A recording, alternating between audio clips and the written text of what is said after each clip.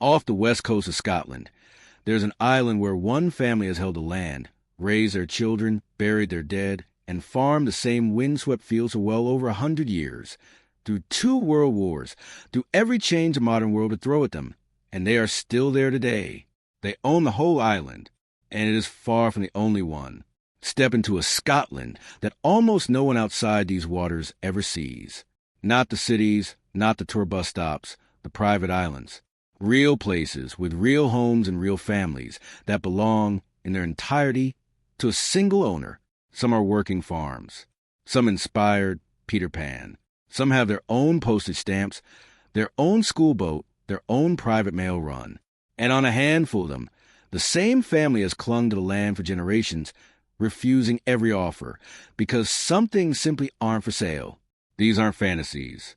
People live on every one of them right now.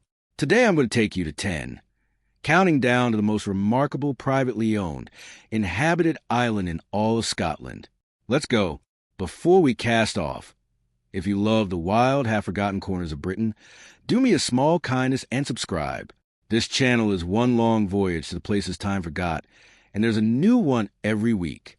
Now, mind the spray. Starting at number 10. Number 10, Inchmarnock. We begin in the Firth of Clyde, just off the Isle of Bute, with a quiet, green, 660-acre island called Inchmarnock. It has been privately owned for generations and farmed as a single estate. Its history reaching back through ancient chapel ruins and Bronze Age graves to the very dawn of settlement in Scotland.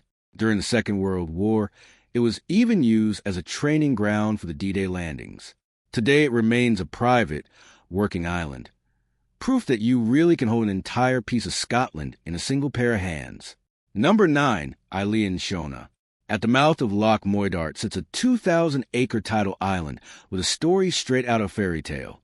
Eilean, Shona. It was bought by Alexander MacDonald of Glenladdale back in 1811, and in the 1920s, it gave the world something extraordinary. The author J.M. Barrie spent his summers here, and the island's wild, mossy, magical landscape is said to have inspired the Neverland of Peter Pan. Eilean, Shona is completely car-free. There are no roads, just footpaths winding through ancient woodland. It remains privately owned and lived in to this day, a place where a handful of people make their home in the very landscape that dreamed up the most famous island in children's literature. Number 8, Shuna. Just off the Argyll coast lies Shuna, a 1,100-acre private island estate crowned by the romantic ruins of an old castle. It had been held by the same family since 1946, getting on for 80 years, a private kingdom of farmland, woodland, and shoreline passed down through generations. It is the very picture of the Scottish private island, a whole world unto itself, owned outright, with a family living quietly at its heart, far from the noise of the mainland. Number 7, Tanera, off the far northwest coast, in the scatter of the Summer Isles, sits Tanera, and has a claim no other Scottish island can match. It is the last of the 17 Summer Isles still inhabited, and remarkably, it runs its very own private postal service, issuing its own stamps to this day. It has had a school boat, a little bar, and a post office all of its own. To live on Tanera is to live at the very edge of Britain, on a privately held island where the sea is the only road and the rhythms of life are set entirely by the weather. It is privacy in its purest, most beautiful, most remote form. Quick question before we sail on. If someone handed you the keys to one of these islands tomorrow, your own private piece of Scotland, could you actually do it? Could you live with the silence, the storms, the boat being your only way out? Tell me in the comments which island you'd choose and whether you'd really stay. Now, into the top 6. Number 6, Ulva. Just off the Isle of Moly's Ulva, an island that for centuries was held by private lairds. Its history is bound up with the Macquarie clan, and the family of the explorer David Livingstone has roots here. For generations, it was a single privately owned estate.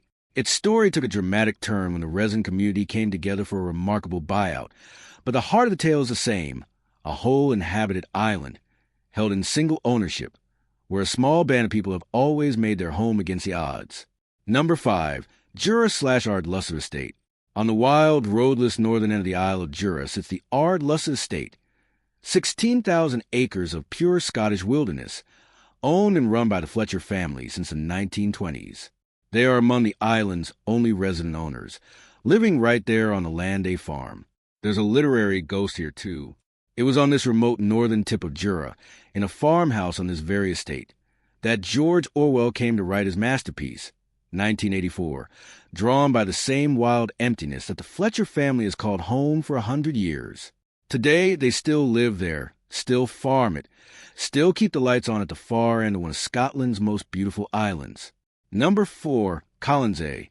South of Mull lies Colonsay, the ancestral home of Clan MacPhee, with human settlement stretching back some 9,000 years to the Stone Age. But its modern story belongs to one family. The Colonsay estate has been owned by the Strathcona family for well over a century, since the first Baron Strathcona bought it in 1904. That is more than 120 years of a single family holding a whole inhabited Hebridean island, through generation after generation. The current Lord Strathcona, living on the island with his family, among a community that still farms, fishes, and welcomes visitors to one of the most unspoiled islands in the Hebrides.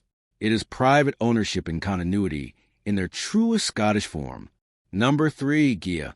Off the Kintyre Peninsula floats Gigha, the good island of the Norse, where people have lived for thousands of years and where the population once peaked at over 700 souls in the 1700s.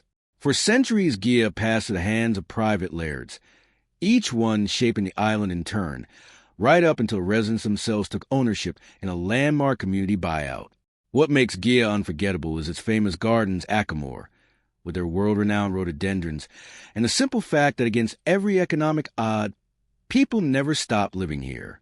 From private laird to living community, Gigha is a Scottish island that has been continuously inhabited and continuously fought for across the centuries. Number 2, Eigg.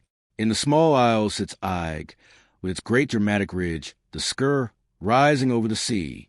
For most of its modern history, Eigg was a privately owned island, passed from one laird to the next, at times the colorful, controversial owners whose names still spark strong feelings on the island today. Through all of it, the people of Eigg endured generation after generation, on land they did not own, until they finally took control of their own island home. With around 100 residents, Eigg is the most populous of the small isles and one of the great survival stories of the Hebrides. A living, inhabited island that refused to be emptied, no matter who held the title to it. Number 1, Muck. There could only be one island at the top of this list. The smallest of the small isles, a low green jewel in the inner Hebrides. Muck, because Muck is the purest example of everything this list is about. The Maeswan family has owned this island since 1896. That is well over 125 years, more than 5 generations of one family, holding the same island home. The laird does not rule from a distant mainland mansion. The Maeswans live on Muck. They farm it. Lawrence Maeswan, the beloved late laird, spent virtually his entire life here, working the land with his own hands, known and loved across the Hebrides as the very soul of the island. There are only a few dozen people on Muck. There's a single tiny primary school. The boat is the only way in or out.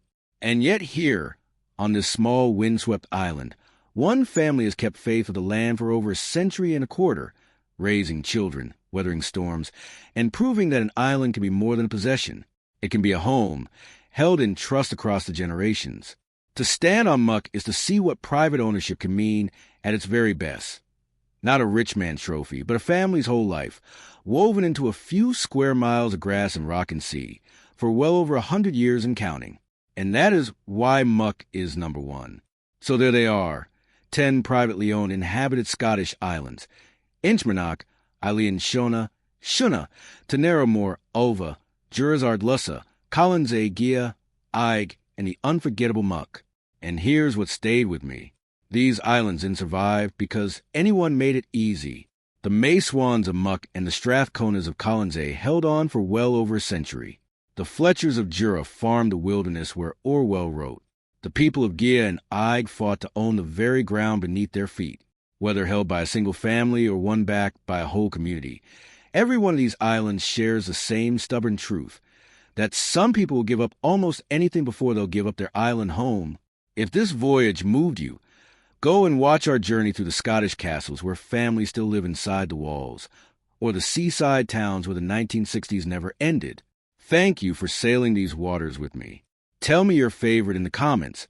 Subscribe if you haven't yet, and I'll see you on the next island where time stood still.